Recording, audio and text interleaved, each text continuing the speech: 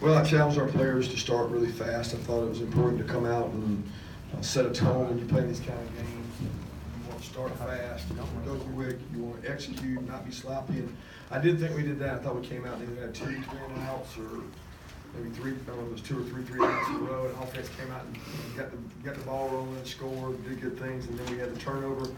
And then they scored on us, and we got a little sloppy at the end of the half. But thought offense executed well. Overpowered a team that was smaller than us, and then defensively they did a good job, especially with some of our young secondary players, throwing the ball on them late. And give that kid a lot of credit. He's a really good player, and we knew he was. So at the end of the day, it's on to the next one. I'm proud of the way the guys competed. Questions? Just want to get your thoughts on Justin and Jake and their performances today. Yeah, I thought both of them played well. I mean, I think that you have a run game that's as physical as ours, and you're able to kind of run the ball at will and run the ball inside. It opens up the passing game and it makes it easier. And I thought both guys made good decisions with the ball. And I think Jake was 5 for 5 or something. And Justin probably didn't make a great decision on throwing the bubble out there. But other than that, he threw the ball really well. I mean, one of his drops should have been a touchdown. What does it teach these guys going up against a force like Isabella?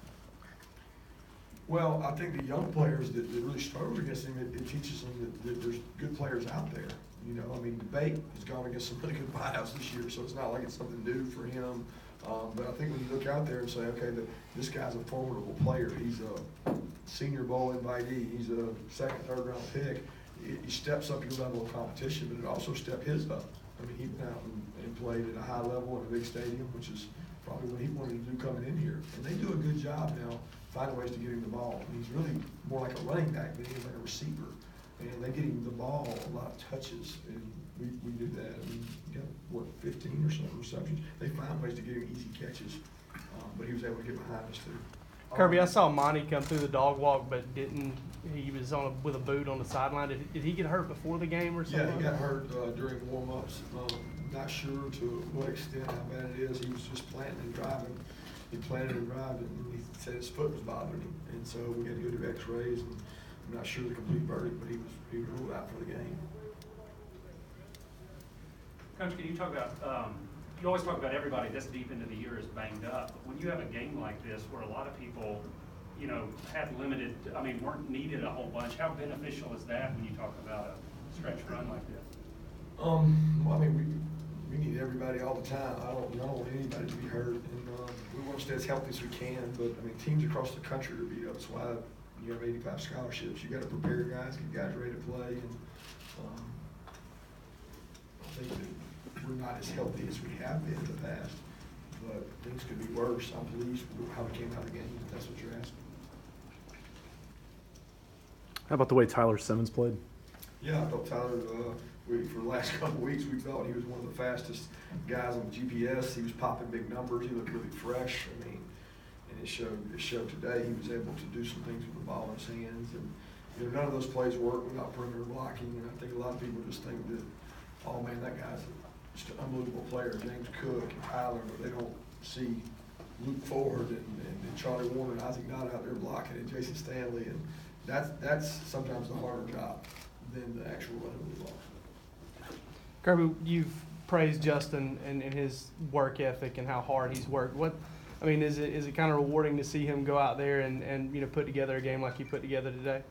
Yeah, I see that game every day. I see him go out there and do good things with the ball. He makes good decisions. He's getting better with his vision downfield and making decisions with the ball quicker. So he continues to grow and get better. But that's not a surprise to me because I see him do that a lot in practice. Obviously, the offense you're going to face next week is a lot different than what you're going to see, what you saw here. But how does this help you at all prepare for what you're going to face next week? Zero. No offense we faced all year. Zero. It is. Zero carryover.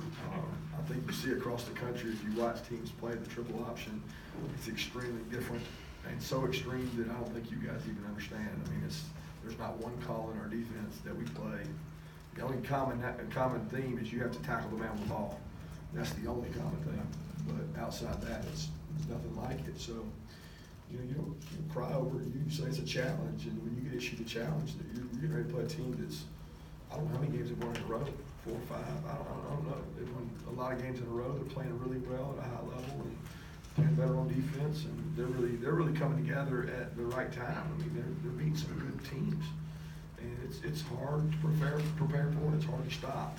And it'll be a challenge for us because we were very fortunate to inherit defensive players that had played against it when we got here.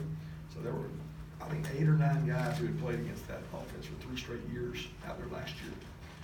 And familiarity with that offense is critical. And we got a lot of guys that haven't played against it. How do you stay prepared? I mean, if your preparations for different teams are different, do you practice like Georgia Tech every week or a segment? Or? We can't practice every week. We got too much stuff to do.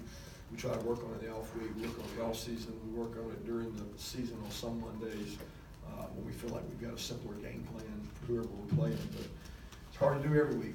We do a lot of weeks to keep it fresh in our kids' mind. And we got to remember they're like doctorate experts at it, and we're 1 week a year. So it's you got to be smart about what you do, and you got to sell your team on playing the right way against them.